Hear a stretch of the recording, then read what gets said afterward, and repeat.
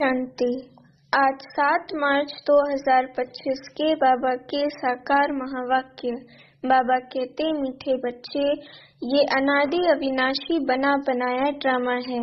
इसमें जो सीन पास हुई वह फिर कल्प के बाद ही रिपीट होगी, इसलिए सदा निश्चिंत रहो। प्रश्न है, ये दुनिया अपनी तमो प्रधान स्टेज पर पहुंच गई है, उसकी निशानियां क्या हैं? उत्तर है, दिन प्रतिदिन उपद्रव होते रहते हैं। कितनी घमासान हो रही है, घमसान हो रही है। चोर कैसे मारपीट कर लूट ले जाते हैं। बिना मौसम बरसात पड़ती रहती है, कितना नुकसान हो जाता है। ये सब तमो प्रधानता के चिन्ह हैं। तमो प्रधान प्रकृति दुख देती रहती है। तुम बच्चे ड्रामा के राज को जानते हो, इसलिए कहते हो नथिंग न्यू। बाबा कहते, ओम शांति। अभी तुम बच्चों पर ज्ञान की वर्षा हो रही है। तुम हो संगम युगी और बाकी जो भी मनुष्य हैं वह सब हैं कलयुगी। इस समय दुनिया में अनेक मत मतांतर हैं। तुम बच्चों की तो है एक मत, जो एक मत भगवान की ही मिलती है। वे लोग भक्ति मार्ग में जब तप तीर्थ आदि जो कुछ करते हैं वे समझते हैं ये सब रास्ते भगवान से मिलने के हैं। कहते हैं भक्ति के बाद ही भगवान मिलेंगे, परंतु उन्हों को ये पता ही नहीं है कि भक्ति शुरू कब होती है और कब तक चलती है। सिर्फ कह देते भक्ति से भगवान मिलेगा, इसलिए अनेक प्रकार की भक्ति करते आए हैं। सिर्फ कह देते हैं भक्ति से भगवान मिलेगा, इसलिए अनेक प्रकार की भक्ति करते आए हैं। ये भी खुद समझते हैं कि परंपरा से हम भक्ति करते आए हैं। एक दिन भगवान जरूर मिलेगा, कोई न कोई रूप में भगवान मिलेगा। परंतु बाबा कहते उनको ये पता ही नहीं कि भक्ति शुरू कब होती है और कब से कब तक चलती है। क्या करेंगे? जरूर सदगति करेंगे, क्योंकि वह है ही सर्व का सदगति दाता। अब शिव बाबा क्या करेंगे? सदगति करेंगे। भगवान कौन है, कब आएगा, ये भी नहीं जानते। महिमा भल किस्म किस्म की गाते हैं। कहते हैं भगवान पतित पावन है, ज्ञान का सागर है, ज्ञान से ही सदगति होती है। ये भी जानते हैं भगवान निराकार है, जैसे हम आत्मा भी निराकार हैं, पीछे शरीर लेती हैं। हम आत्माएं भी बाप के साथ परम धाम में रहने वाली हैं। हम यहाँ की वासी नहीं हैं। कहाँ की निवासी हैं ये भी यथार्थ रीति नहीं बतलाते हैं। कोई तो समझते हैं हम स्वर्ग में चले जाएंगे। अब सीधा स्वर्ग में तो किसको भी जाना नहीं है। कोई फिर कहते ज्योति ज्योत में समा जाएंगे, ये भी रॉन्ग है। आत्मा को विनाशी बना देते हैं, मोक्ष भी हो न सके। जबकि कहते हैं बनी बनाई बन रही, ये चक्र फिरता रहता है। हिस्ट्री ज्योग्राफी रिपीट होती है, परंतु चक्र कैसे फिरता है ये नहीं जानते। ना चक्र को जानते, न ईश्वर को जानते। भक्ति मार्ग में कितना भटकते हैं। भगवान कौन है ये तुम जानते हो। भगवान को फादर भी कहते हैं, तो बुद्धि में आना चाहिए ना। लौकिक फादर भी तो है, फिर हम उनको याद करते हैं तो 2 फादर हो गए, लौकिक और पारलौकिक। उस पारलौकिक बाप से मिलने के लिए इतनी भक्ति करते हैं, वह परलोक परम धाम में रहते हैं। निराकारी दुनिया भी है जरूर। तुम अच्छी रीति जानते हो मनुष्य जो कुछ करते हैं वे सब है भक्ति मार्ग। रावण राज्य में भक्ति ही भक्ति होती आई है, ज्ञान हो न सके। भक्ति से कभी सदगति नहीं हो सकती। सदगति करने वाला बाप, उनको याद करते हैं तो जरूर वह कभी आकर सदगति देंगे, करेंगे। तुम जानते हो ये बिल्कुल ही तमो प्रधान दुनिया है। सतो प्रधान थे, अभी तमो प्रधान है। कितने उपद्रव होते रहते हैं, बहुत घमसान हो रही है। चोर भी लूटते रहते हैं। कैसे कैसे मार पीट कर चोर पैसे लूट ले जाते हैं। ऐसी ऐसी दवाइयां हैं जो सुंघा कर बेहोश कर देते हैं। ये है रावण राज्य। ये बहुत बड़ा बेहद का खेल है। इसको फिरने में 5000 वर्ष लगते हैं। खेल भी ड्रामा मिसल है, नाटक नहीं कहेंगे। नाटक में तो समझो कोई एक्टर बीमार पड़ता है तो अदली बदली कर लेते हैं, इसमें तो ये बात हो न सके। ये तो अनादि ड्रामा है ना। समझो कोई बीमार हो पड़ता है तो कहेंगे इसे बीमार होने का भी ड्रामा में पार्ट है। ये अनादि बना बनाया है, और किसको तुम ड्रामा कहो तो मूंझ जाएंगे। तुम जानते हो ये बेहद का ड्रामा है। कल्प बाद फिर भी यही एक्टर्स होंगे। जैसे अभी बरसात आधी पड़ती है, कल्प बाद फिर भी ऐसे ही पड़ेगी, यही उपद्रव होंगे। तुम बच्चे जानते हो ज्ञान की बरसात तो सभी पर पड़ नहीं सकती है, लेकिन ये आवाज सभी के कानों तक अवश्य जाएगा कि ज्ञान सागर भगवान आया हुआ है। तुम्हारा मुख्य है योग, ज्ञान भी तुम सुनते हो, बाकी बरसात तो सारी दुनिया पे पड़ती है। तुम्हारे योग से स्थायी शांति हो जाती है। तुम सबको सुनाते हो कि स्वर्ग की स्थापना करने भगवान आया हुआ है, परंतु ऐसे भी बहुत हैं जो अपने को भगवान समझ लेते हैं, तो तुमको फिर कौन मानेगा। इसलिए बाप समझाते हैं कोटों में कोई निकलेंगे। तुम्हारे में भी नंबरवार जानते हैं, भगवान बाप आया हुआ है। बाप से तो वर्षा लेना चाहिए ना। कैसे बाप को याद करो वह भी समझाया है। अपने को आत्मा समझो। मनुष्य तो देह अभिमानी बन गए हैं।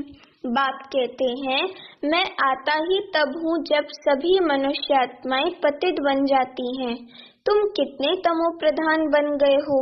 अब मैं आया हूँ तुमको सतो प्रधान बनाने। कल्प पहले भी मैंने तुमको ऐसे समझाया था। तुम तमो प्रधान से सतो प्रधान कैसे बनेंगे। सिर्फ मुझे याद करो। मैं आया हूँ तुमको अपना और रचना का परिचय देने। उस बाप को सभी याद करते ही हैं। रावण राज्य में आत्मा अपने बाप को याद करती है। बाप है ही अशरीरी बिंदी है ना। शिव बाबा अशरीरी बिंदी है ना, उनका नाम फिर रखा गया है। तुम कहते हैं सालीग्राम और बाप को कहते हैं शिव। बाबा कहते हैं कि हमें कहते हैं सालीग्राम और शिव बाबा को शिव कहते हैं। तुम बच्चों का नाम शरीर पर पड़ता है। बाप तो है ही परमात्मा, उनको शरीर तो लेना नहीं है। उसने इनमें प्रवेश किया है ब्रह्मा तन में। ये ब्रह्मा का तन है, इनको शिव नहीं कहेंगे। आत्मा नाम तो तुम्हारा है ही, फिर तुम शरीर में आते हो। वह परमात्मा है, सभी आत्माओं का पिता। तो सभी के दो बाप हो गए, एक निराकारी एक साकारी। इनको फिर अलौकिक वंडरफुल बाप कहा जाता है। कितने ढेर बच्चे हैं। मनुष्यों को ये समझ में नहीं आता है, प्रजापिता ब्रह्मा कुमार कुमारियां इतने ढेर हैं, ये क्या है, किस प्रकार का ये धर्म है, समझ नहीं सकते। तुम जानते हो ये कुमार कुमारी प्रवृत्ति मार्ग का अक्षर है ना। माँ बाप कुमारी और कुमार। भक्ति मार्ग में तुम याद करते हो, तुम मात पिता हम बालक तेरे, तुम्हारी कृपा से सुख घनेरे। अभी तुमको मात पिता मिला है, तुमको एडॉप्ट किया है। सतयुग में एडॉप्ट नहीं किया जाता है, वहाँ एडॉप्शन का नाम नहीं। यहाँ फिर भी नाम है। वह है हद का बाप, ये है बेहद का बाप। बेहद की एडॉप्शन है। ये राज बहुत ही गुह्य समझने लायक है। तुम लोग पूरी रीति किसको समझाते नहीं हो। पहले पहले अंदर कोई आते हैं, बोलो गुरु का दर्शन करने आए हैं, तो तुम बोलो कि ये कोई मंदिर नहीं है। बोर्ड पर देखो क्या लिखा हुआ है, ब्रह्मा कुमार कुमारियां ढेर हैं।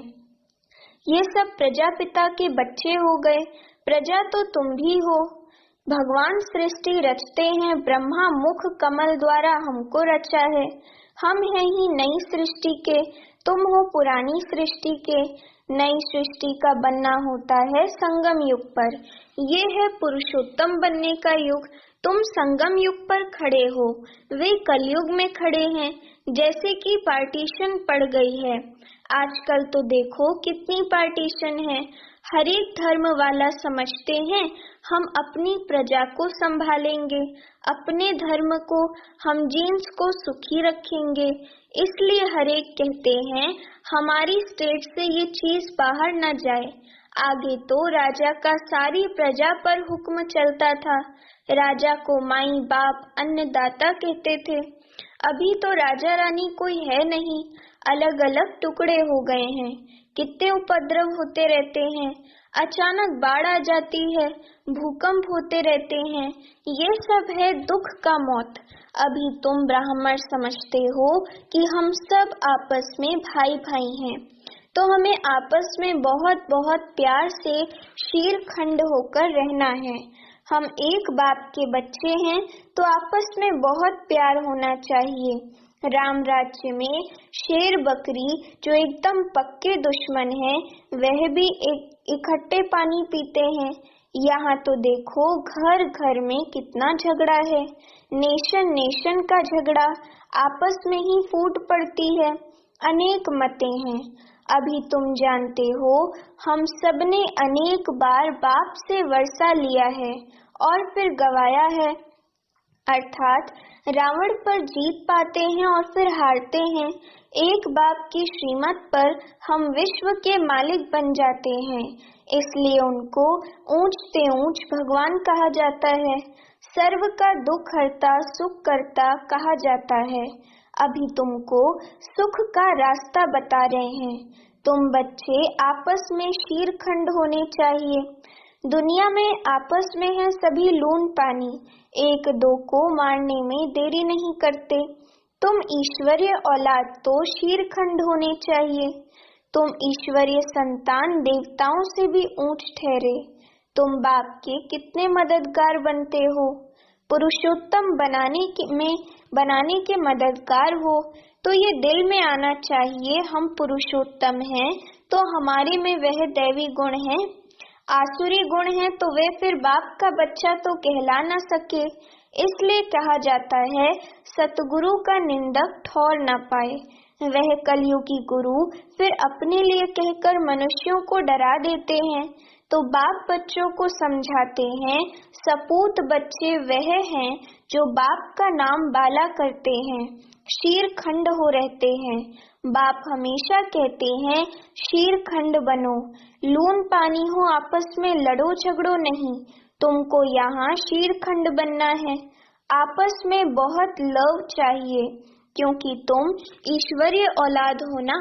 ईश्वर मोस्ट लवली है, तब तो उनको सभी याद करते हैं। तो तुम्हारा आपस में बहुत प्यार होना चाहिए, नहीं तो बाप की इज्जत गवाते हो। ईश्वर के बच्चे आपस में लून पानी कैसे हो सकते, फिर पद कैसे पा सकेंगे। बाप समझाते हैं आपस में शीरखंड हो रहो। लून पानी होंगे तो कुछ भी धारणा नहीं होगी। अगर बाप के डायरेक्शन पर नहीं चलेंगे तो फिर ऊंच पद कैसे पाएंगे। देह अभिमान में आने से ही फिर आपस में लड़ते हैं। देही अभिमानी हो तो कुछ खिटपिट ना हो। ईश्वर बाप मिला है तो फिर दैवी गुण भी धारण करने हैं। आत्मा को बाप जैसा बनना है। जैसे बाप में पवित्रता, जैसे बाबा में पवित्रता, सुख, प्रेम आदि सब है, तुमको भी बनना है। नहीं तो ऊंच पद पा नहीं सकते। पढ़कर बाप से ऊंच वर्षा पाना है। बहुतों का जो कल्याण करते हैं वही राजा रानी बन सकते हैं, बाकी दास दासियां जाकर बनेंगे। समझ तो सकते हैं ना कौन कौन क्या बनेंगे। पढ़ने वाले खुद भी समझ सकते हैं। इस हिसाब से हम बाबा का क्या नाम निकालेंगे। ईश्वर के बच्चे तो मोस्ट लवली होने चाहिए। जो कोई भी देख खुश हो जाए। बाबा को भी मीठे वह लगेंगे। पहले घर को तो सुधारो, पहले घर को फिर पद, दूसरों को सुधारना है। गृहस्थ व्यवहार में कमल फूल समान पवित्र और शीरखंड होकर रहना है। कोई भी देखे तो कहे ओह यहाँ तो स्वर्ग लगा पड़ा है।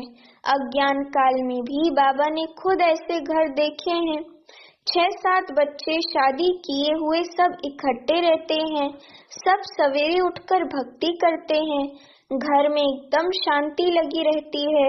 ये तो तुम्हारा ईश्वरीय कुटुंब है। हंस और बगुला इकट्ठा तो रह नहीं सकते, तुमको तो हंस बनना है। लून पानी होने से बाबा राजी नहीं होगा। बाप कहेंगे तुम कितना नाम बदनाम करते हो, अगर शीरखंड होकर नहीं रहेंगे तो स्वर्ग में ऊंच पद पा नहीं सकेंगे, बहुत सजा खाएंगे। बाप का बनकर फिर अगर लून पानी हो रहते हैं तो 100 गुना सजा पाएंगे। फिर तुमको साक्षात्कार भी होते रहेंगे कि हम क्या पद पाएंगे।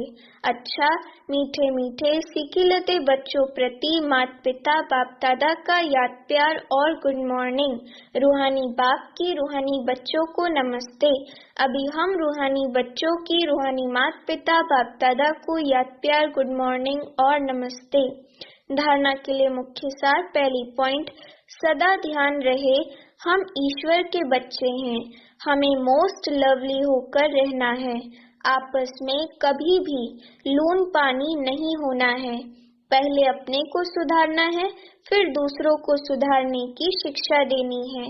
दूसरी पॉइंट, जैसे बाप में पवित्रता, सुख, प्रेम आदि सब गुण हैं, ऐसे बाप समान बनना है। ऐसा कोई कर्म नहीं करना है जो सद्गुरु का निंदक बने। अपनी चलन से बाप का नाम बाला करना है। वरदान है, बाप और प्राप्ति की स्मृति से सदा हिम्मत उल्लास में रहने वाले एक रस अचल भव। वरदान का स्पष्टीकरण, बाप द्वारा जन्म से ही जो प्राप्तियां हुई हैं उनकी लिस्ट सदा सामने रखो। जब प्राप्ति अटल अचल है तो हिम्मत और उल्लास भी अचल होना चाहिए।